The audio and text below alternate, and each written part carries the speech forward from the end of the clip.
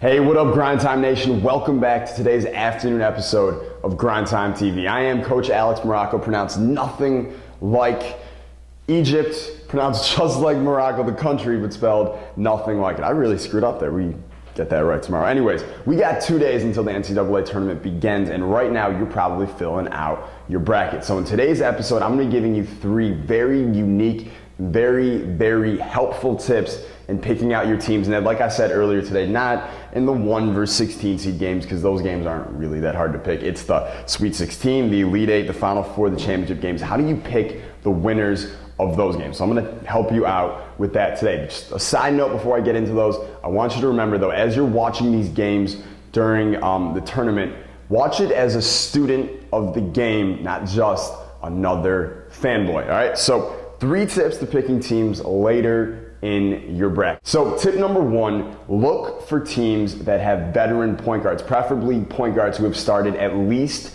60 games in their college career. Now, the reason is teams that have young freshmen or sophomore point guards who haven't started that many games, yeah, sure, they might have, the razzle-dazzle or whatever, but they're not going to necessarily have the stability or be able to provide the leadership on the basketball court late in games, because those games are always close when you get deeper in your brackets, that teams really need to compete and win those games in the NCAA tournament, the Sweet 16, in the Elite 8, in the Final 4, and in the championship game. So number 1, look for teams that have veteran point guards. Specifically, if you see a team with a veteran point guard who's really solid versus a team that may have a younger point guard leading them, you can almost always be sure that the team with the veteran leadership is going to be the one winning that game. Number 2, look for teams that can execute in the half court, okay? At the end of games, like we talked about, in those games, Sweet 16, Elite 8, Final 4, whatever, it's a bloodbath, right? It gets really physical, things slow down, and the teams that can still score and execute in a half-court offense are the teams that are usually going to be able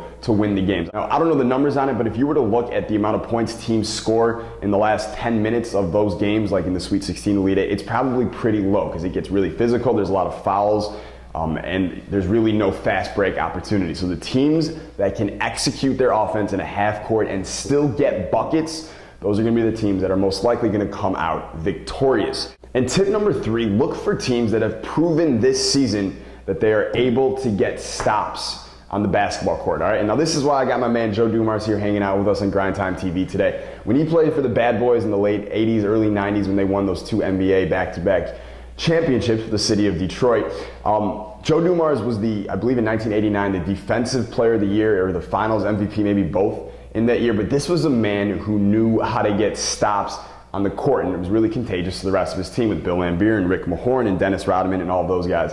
That's why we got him joining here. He's kind of symbolic. But the teams in the NCAA tournament that know how to get stops late in games, like I said, in those last 10 minutes of the game, those teams that can stop the other team are going to come out victorious. Number 3 is probably the most important tip that I can give you. So remember, if there's a team that has proven all season they can do all 3 things, that they can get stops late in games, that they can execute their offense in a half court, and they have a veteran point guard who started at least 60 games in his college career, they're probably going to be the team that's going to win in the NCAA tournament. All right, so those are your 3 tips. Now, if you missed this morning's episode of Grind Time TV, definitely go ahead and click on the Alex Maroko Basketball channel link. It'll be somewhere up here. I'm doing a dance.